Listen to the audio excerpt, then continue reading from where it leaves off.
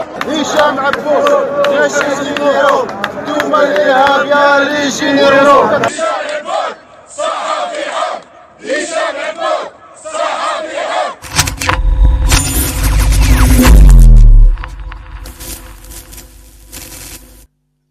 Comme de coutume, le recteur de la mosquée de Paris invite un jour du mois de Ramadan le ministre de l'Intérieur, qui est aussi ministre du culte, l'invite à la tradition, comme le veut la tradition, à la rupture du jeûne, hein, même si le ministre ne fait pas le jeûne, mais c'est symbolique.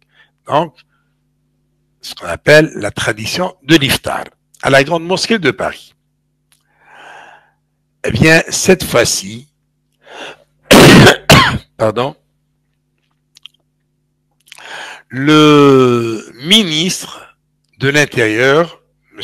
Retailleau, a décliné l'invitation. Évidemment, il n'a pas pris pour prétexte la crise entre Alger et Paris, mais il a avancé une autre raison.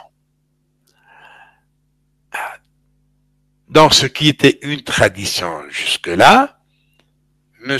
Retailleau n'a pas voulu la suivre. Il était invité pour le mardi 18 mars au soir. Donc il a refusé de se rendre à cette institution religieuse qu'est la grande mosquée de Paris, et il devait être accompagné par une trentaine d'ambassadeurs de pays musulmans.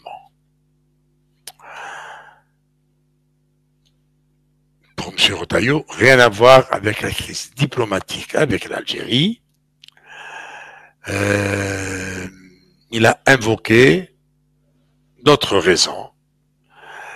Donc, pour son entourage, il y a une différence entre ce qui relève du rite religieux, comme selon lui la rupture du jeûne, donc, et ce qui relève de l'institutionnel, comme l'inauguration de la cathédrale de Notre-Dame de Paris, ou les dîners du CRIF, conseil juif, où le ministre s'est déjà rendu. Alors là, il n'a pas été, selon son entourage, à la messe du vendredi saint. Et pourtant, dans les faits, il a bien assisté en tant que ministre à la messe du pape à Ajaccio en décembre 2024. Donc, à un office religieux, sans s'inquiéter du respect de la laïcité.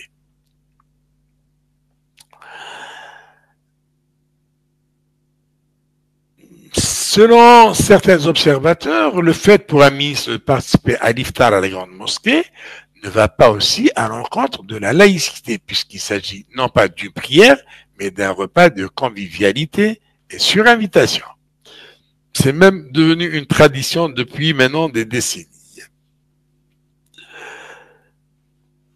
Cependant, M. Bruno Retailleau fait un choix politique.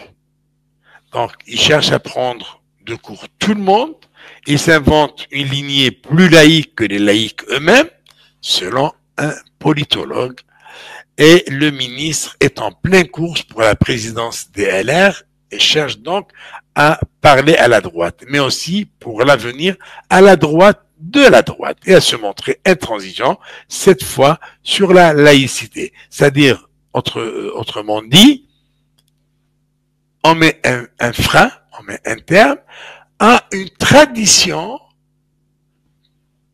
qui date depuis plusieurs décennies.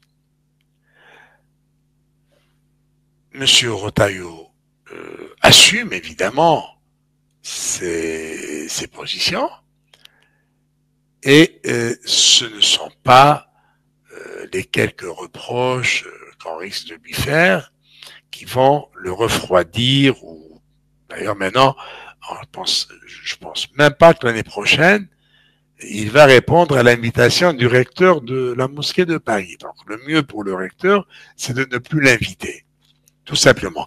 Et pourtant, le recteur de la mosquée de Paris, dans un entretien qu'il a accordé au quotidien arabophone algérien El Khabar, dit avoir rencontré le ministre de l'Intérieur, M. Retailleau, et dit qu'il y a eu un entretien entre eux, qui s'était bien passé, et le recteur de la mosquée de Paris a arrondi les angles, s'est montré très conciliant envers le ministre, bien qu'il prend position en faveur d'Alger dans cette crise, parce qu'après tout, il touche, hein, il touche. 2 millions d'euros chaque année, on ne crache pas dessus, hein. On ne crache pas dessus. Maintenant, il faudrait que la France interdise ce don de 2 millions d'euros parce que c'est de l'ingérence dans les affaires intérieures françaises. Il n'y a aucune raison pour qu'une association de la loi 1901 à but non lucratif puisse obtenir d'une partie étrangère la somme de 2 millions d'euros par an.